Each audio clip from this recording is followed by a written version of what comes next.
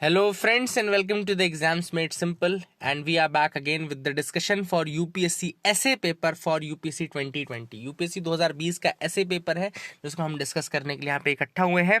तो आज essay paper था। essay पेपर में 8 ऐसे रहते हैं, 4 from each section. Her section से आपको एक ऐसे अटेम्प्ट करना पड़ता है। सेक्शन ए से एक ऐसे, सेक्शन बी से एक ऐसे, ऐसे में 2 ऐसे आपको अटेम्प्ट करने पड़ते हैं। वर्ड लिमिट जो रहती है 1000 to 1200 वर्ड्स की रहती है। तो हम देखते हैं आज सेक्शन ए से कौन कौन से ऐसे पूछे गए थे, और अगर मैं होता तो कौन सा ऐसे लिखता, ये मैं आपको थोड़ा सा उसके बारे में डिटेल देता हूँ।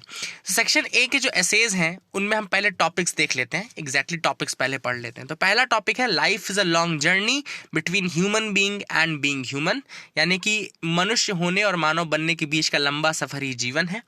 दूसरा ऐसे है mindful manifesto is the catalyst to a tranquil self, यानी कि विचार परक संकल्प स्वयं से शांतचित्त रहने का उत्प्रेरक है। तीसरा ऐसे है ships do not sink because of water around them, ships sink because of water that gets into them, यानी कि जहाज अपने चारों तरफ के पानी की वजह से नहीं डूबा करते, जहाज पानी के अंदर समा जाने की वजह से डूबते हैं। और चौथा है सरलता चरम परिष्करण है, यानी कि simplicity is the ultimate sophistication. तो अगर हम एसेज को देखें सेक्शन ए के, तो आप बोल सकते हैं कि हाँ ठीक है, हमको चीज़ें टॉपिक समझ में आ रही है। तो मैंने पहले भी आपको बताया हुआ कि ऐसे आप उसी पे लिखिए जो ऐसे आपको सबसे अधिक कॉन्फिडेंस दे रहा हो, जिस ऐसे पर आपके पास मैक्सिमम कंटेंट हो। तो अगर मैं आपकी जगह होता आज, तो मैं कौन सा ऐसे लिखता? I would have written the first one, यानी कि life is a long journey between human being and being human. अब देखो, ऐसे राइटिंग करते समय क्या किया जाता है? ऐसे राइटिंग में पहले आपको पीछे रफ में एक स्ट्रक्चर बनाना चाहिए। सबसे पहली चीज कि आपको एक स्ट्रक्चर बनाना चाहिए कि आप ऐसे में, आपके ऐसे में क्या क्या चीजें आएंगी और किस तरीके से आप कंटेंट करेंगे। अब देखो, इसमें 2 पार्ट है, एक तो ह्यूमन बीइंग वाला पार्ट और एक है बीइंग ह्यूमन वाला पार्ट। तो सबसे पहली बात कि आपको सबसे पहले ये बताना है कि आप कैसे एक ऑलरेडी एक ह्यूमन बीइंग है। कैसे आप ऑलरेडी ह्यूमन बीइंग है? इस तरीके से है कि आपके पास एक बॉडी है जो कि एक ह्यूमन बॉडी है, तो आप ह्यूमन बीइंग हो गए। Then you are a part of a family. क्यों? क्योंकि by being born in a family you become part of that, है ना। तो जस्ट आपने कुछ नहीं किया, कुछ एक्स्ट्रा नहीं किया, लेकिन आप ह्यूमन बीइंग बन गए। इसी तरीके से आप सोसाइटी का हिस्सा बन जाते हैं, इसी तरीके से आप कंट्री का हिस्सा बनते हैं, इसी तरीके से आप एक ग्लोबल स्ट्रक्चर का हिस्सा बनते हैं। तो इन सारी चीजों से ये प्रूफ होता है कि you are already an human being. दूसरी चीज स्ट्रक्चर में जो आती है आपकी, अब आप ह्यूमन बीइंग से किस तरीके से जर्नी करेंगे towards being human. Being human का मतलब क्या होता है? फर्स्ट, जैसा कि मैंने बोला कि आप just because you are having a body of a human being, you are already a human being. लेकिन क्या आपने ह्यूमैनिटी के उस लेवल को टच किया है? क्या आप वाकई में उस तरीके से जी रहे हैं जिस तरीके से एक बीइंग ह्यूमन वाली जो बात आती है, क्या वो आपके अंदर है? Are you giving your body proper feed? Are you giving your brain proper things for education? Are you giving, मतलब कि क्या आप अपने इंडिविजुअल बॉडी के लेवल पे अपने आप को पूरी रिस्पेक्ट दे रहे हैं या नहीं दे रहे हैं? पूरा उसका जो प्रॉपर फीड होना चाहिए वो दे रहे हैं कि नहीं दे रहे हैं? आप उसको एजुकेट कर रहे हैं कि नहीं कर रहे हैं? You are keeping it clean? That is also a part of being human.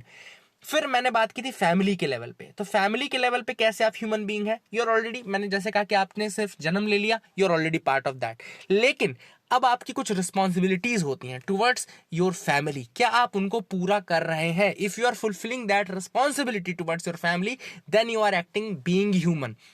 इसके अलावा क्या आप अपने ट्रेडिशंस को आगे बढ़ा रहे हैं? क्या आप अपने कल्चर को आगे स्प्रेड करने की कोशिश कर रहे हैं? Are you keeping your cuisine with you? तो ये सारी चीजें जो हैं that becomes the part of being human. तो ये आपको इस तरीके से दूसरे लेवल पे रखना था। मैंने ये जर्नी है, हमने किस तरीके से जर्नी की अपनी इंडिविजुअल सेल्फ से, अपनी फैमिली से हम अब सोसाइटी की तरफ आते हैं। नाउ सोसाइटी का भी हिस्सा कैसे हैं हम सोसाइटी का हिस्सा ऑलरेडी हैं। हमारी फैमिली जो है वो एक सोसाइटी का पार्ट है, एक कम्यून का पार्ट है, कम्युनिटी का पार्ट है। लेकिन are we fulfilling our responsibility towards our society? क्या हम सोसाइटी के लॉज को ओवे कर रहे हैं? क्या हम सोसाइटी के लॉज ओवे करवा रहे हैं? क्या हम मतलब कि जो हमारी रिस्पॉन्सिबिलिटी है towards the society, are we fulfilling that? Whether it is political responsibility, it's a social responsibility, it's economic responsibility, तो क्या हम उसको कर रहे हैं? क्या हम अपनी सोसाइटी को क्लीन रख रहे हैं कि नहीं रख रहे हैं? क्या हम सोसाइटी को डेवलप करने की कोशिश कर रहे हैं कि नहीं कर रहे हैं? तो दैट मतलब ये जब चीजें हम करने लगते हैं तो वो हमारे अंदर चेंजेस लाती है, और तब हम जाकर के बीइंग ह्यूमन खुद को बोल सकते हैं।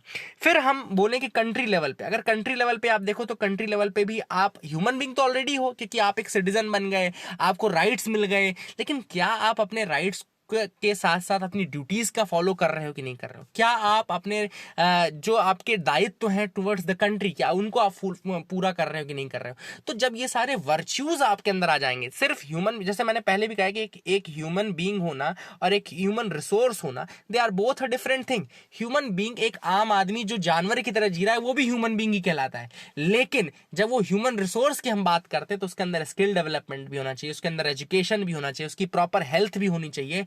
यही सारे आयामों को आपको इसमें बढ़ा चढ़ा कर लिखना था। That way you would have traversed from your own self body towards your family, to your society, then to your country, then to the international global village, है ना? तो दैट, ये सारी जब आप जर्नी ट्रेवल कर रहे हो तो that becomes a complete life, and that is the life of being human. अब ये तो मैंने आपको बता दिया कि मैं किस पे ज्यादा कॉन्फिडेंस में था और किसको लिख लेता। अब जैसे हम बताते हैं, देखो सेकंड में तो मैं बिल्कुल नहीं लिखता, mindful manifesto is the catalyst of a tranquil self, इसमें मैं बिल्कुल पेन ही नहीं उठाता। हाँ, तीसरा जरूर अपन थोड़ा सा लिख सकते थे, ships do not sink because of water around them, ships sink because of water that gets into them. यहाँ पे आप थोड़ा सा, मैं आपको जस्ट एक जस्ट दे सकता हूँ, मैं बहुत ज्यादा कॉन्फिडेंस नहीं था इस पे, लेकिन जैसे देखो क्या होता है, लाइफ में आपके आसपास बहुत सारी परेशानियां आती हैं, लेकिन तब तक आप नहीं डूबते हो, तब तक आप नहीं हारते हो एक्चुअल में अपनी लाइफ में, जब तक कि you let these problem sink into you, जब तक कि आप इनको फेस करने की हिम्मत रखते हो तब तक आप इनसे लड़ सकते हो। बट व्हेन, जैसे कि मैं बताऊं कि अगर आपने शूज पहन रखे हैं और आप कंकड़ पत्थर और कांटों पे चल रहे हैं तो आपके पैर में बिल्कुल चुभन नहीं होगी, लेकिन एज that कंकड़ goes into your shoes और that कंकड़ और that कांटा goes into your shoes, तो फिर आपको वो पैर में चुभना शुरू हो जाएगा, and that is when actual problems start। तो वही वाली बात है कि don't let yourself be sinked by these problems, you have to face them one to one face करते रहो, तब तो कोई दिक्कत नहीं है। लेकिन जैसे ही आपने खुद के अंदर उनको संभाल लिया, आप डिप्रेशन में चले गए, आप बहुत उसमें चले गए, तब आपके जीवन का जहाज जो है वो डूब जाता है। वही चीज में बहुत सारे केसेस हैं, जैसे सुशांत सिंह राजपूत का जैसे केस है, वो भी इसमें एक एग्जाम्पल, तो यहां पर वो एग्जाम्पल भी आ सकता है। अब देखो क्या होता है, जो एसेज रहते हैं एक्चुअली में, यूपीएससी क्या करता है, अपने एसेज के थ्रू आपकी पूरी पर्सनालिटी को जज करता है। क्या होता है कि आप, क्या है कि जीएस में तो चलो ठीक है, वो क्वेश्चन पूछेगा, आप लिखोगे जीएस बेस्ड आंसर, लेकिन ऐसे एक ऐसा टॉपिक है जहां पर वो आपको from A to Z, from head to toe, वो पूरा टेस्ट कर लेते हैं। इसलिए जो भी आप लिख रहे हैं, समझ लीजिए you are reflecting what you are made of, आपका कैरेक्टर कैसा है, आप क्या चीज सोचते हैं, आप कैसे लाइफ को हैंडल करते हैं, क्या चीजें, सारी चीजें वो चेक कर लेते हैं इस चीज से, है ना? तो जो भी आप लिखें तो मेक श्योर कि you present a good picture to them, है ना? You present your good picture to them, ये भी आपको याद रखना है। देन लास्ट ऐसे था, simplicity is the ultimate sophistication. I would not have gone into this, मैंने पहले भी कहा था कि ज्यादा एब्स्ट्रैक्ट टॉपिक्स में आप मत जाना, जिसमें आपको कंटेंट कोर दिख रहा हो उसी ऐसे को सेलेक्ट करना चाहिए, ठीक है ना? सेक्शन बी में आते हैं, 4 ऐसे कौन कौन से हैं। पहला ऐसे है, culture is what we are, civilization is what we have, ठीक है ना? इस पे भी ठीक ठाक लिखा जा सकता था। दूसरा टॉपिक है, there can be no social justice without economic prosperity, but economic prosperity without social justice is meaningless. Now this is the essay which I would have chosen. मैंने ये लिखा होता तो इसी पे लिखता कि there can be no social justice without economic prosperity, but economic prosperity without social justice is meaningless. बिल्कुल इस पे लिखता मैं आपको बताऊंगा उसके पॉइंट्स। तीसरा जो टॉपिक है वो है, patriarchy is the least noticed yet the most significant structure of social inequality, यानी कि पितृसत्ता की व्यवस्था नजर में बहुत कम आने के बावजूद सामाजिक विषमता की सबसे प्रभावी संरचना है।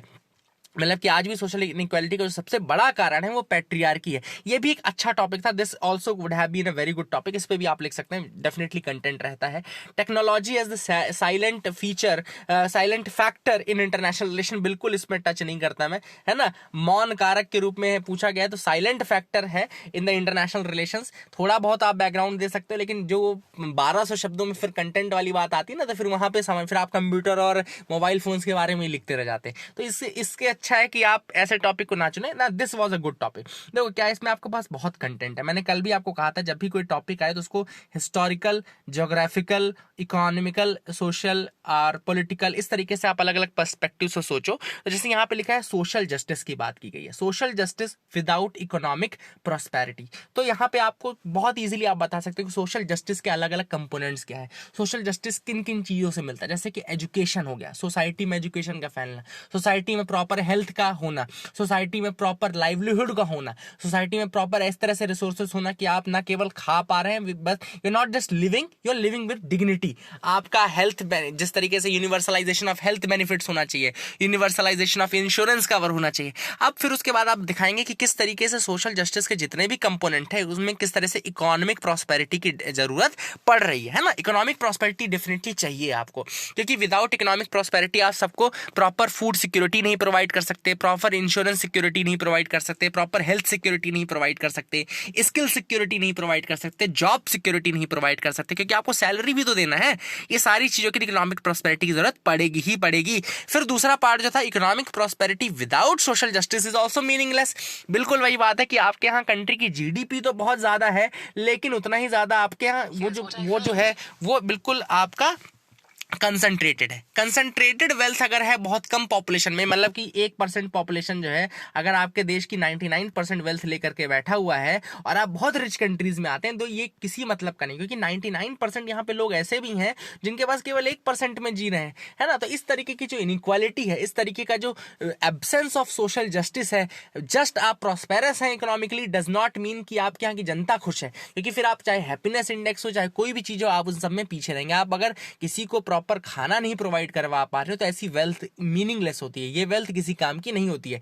इससे बेटर वो कंट्रीज है जहां पर वेल्थ इतनी ज्यादा नहीं है, बट आप एटलीस्ट प्रॉपर डिस्ट्रीब्यूशन है और लोग वहां पर सबके सब जो है वो at least they are not sleeping empty stomach, है ना। तो आपको ये मेक श्योर करना। तो it was a very good topic जिसपे आप काफी कुछ लिख सकते थे आपका इस टॉपिक। तो these were the topics of the essay. I hope you got clarity. सारे एसेस तो ऑब्वियसली बात है कभी यूपीएससी नहीं देता ऐसा जिसमें आप लिख सके, है ना। तो आप सोचिए कि आप किस पे लिखते। Do tell me in the comment section below कि आप किस पे अटेम्प्ट करते ऐसे, और आप जो भी ऐसे अटेम्प्ट करते उसके मुझे जस्ट वही स्ट्रक्चर बता करके आप मुझे कमेंट सेक्शन में बताइए। That is what I want from you. Thank you and have a nice day.